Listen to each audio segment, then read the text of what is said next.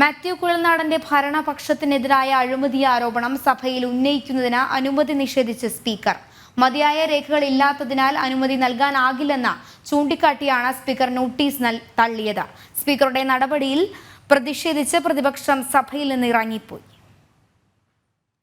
അഴിമതിയുമായി ബന്ധപ്പെട്ട വിഷയം ഈ സഭയുടെ ശ്രദ്ധയിൽ കൊണ്ടുവരാനുള്ള അനുമതി ചോദിച്ചിരുന്നു. ഞാൻ ആ വിഷയം ഒന്ന് അവതരിപ്പിക്കാൻ വിചാരിക്കുകയാണ്. മറ്റൊന്നും അത് ഡിനൈ ചെയ്തിരിക്കുന്നു. ചെയർ അനുമതി തരില്ല എന്ന് പറഞ്ഞതാണ്. നിങ്ങൾ ഉന്നയിക്കാൻ ഉദ്ദേശിക്കുന്ന കാര്യം മൈക്രോഫോൺ ഓഫ് ചെയ്യും. ബഹുമാനപ്പെട്ട അംഗത്തിന്റെ മൈക്രോഫോൺ ഓഫ് ചെയ്യും. ബജറ്റിന്മേലുള്ള പൊതുചർച്ചയ്ക്കിടെയായിരുന്നു മാത്യു കുഴൽനാടൻ ആരോപണം ഉന്നയിക്കാൻ തുടങ്ങിയത്. എന്നാൽ മതിയായ രേഖകളില്ലാത്തതിനാൽ അനുവദിക്കാനാകില്ലെന്ന് ചൂണ്ടിക്കാട്ടി സ്പീക്കർ അനുമതി നിഷേധിച്ചു.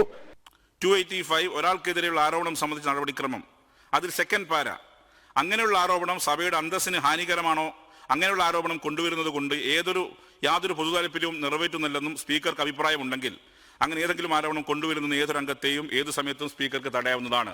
അദ്ദേഹം എഴുതി തന്ന ഭാഗങ്ങളിൽ ഒന്നും തന്നെ അത്തരമൊരു രേഖയില്ല. ഒരു ഫോട്ടോസ്റ്റാറ്റ് കടലാസ് കൊണ്ടുവന്ന് ഈ സഭയുടെ സാങ്ക്ടിറ്റി കളയാൻ ചെയർ തയ്യാറല്ല. സ്പീക്കറുടെ നടപടിയിൽ പ്രതിഷേധിച്ച് പ്രതിപക്ഷം സഭയിൽ നിന്നും ഇറങ്ങിപ്പോയി. ശേഷം മാധ്യമങ്ങളെ കണ്ട മാത്യു കുഴൽനാടൻ നാളെ എല്ലാ രേഖകളും പുറത്തുവിടുമെന്നറിയിച്ചു. എനിക്ക് ഉത്തമ ബോധ്യമുള്ളതാണെന്നും അതിന് ഉത്തമ ബോധ്യമുള്ളത് കൊണ്ട് ജനങ്ങൾ നൽകിയിട്ടുള്ള ഒരു പദവി ഉപയോഗപ്പെടുത്തി ഉത്തരവാദിത്വ ബോധത്തോടുകൂടി ആ വിഷയം പ്രത്യേകിച്ച് മുഖ്യമന്ത്രിക്കെതിരെ കൂടി ആയതുകൊണ്ട് കേവലം ആരോപണമല്ല, അതിനടിസ്ഥാനപരമായ തെളിവുകൾ സഹിതം നിയമസഭയ്ക്ക് മുമ്പാകെ വെക്കുക എന്ന് പറഞ്ഞാൽ കേരളത്തിന്റെ പൊതുസമൂഹത്തിന് മുമ്പിൽ അവതരിപ്പിക്കുക എന്നുള്ളതാണ്. അതിനു വേണ്ടിയിട്ടാണ് ഞാൻ പരിശ്രമിച്ചത്. അതിനെ നിഷേധിച്ച സ്പീക്കറുടെ നടപടി അങ്ങേയറ്റം ജനാധിപത്യ വിരുദ്ധമാണ്. അതിലെനിക്ക് കടുത്ത പ്രതിഷേധമുണ്ട്.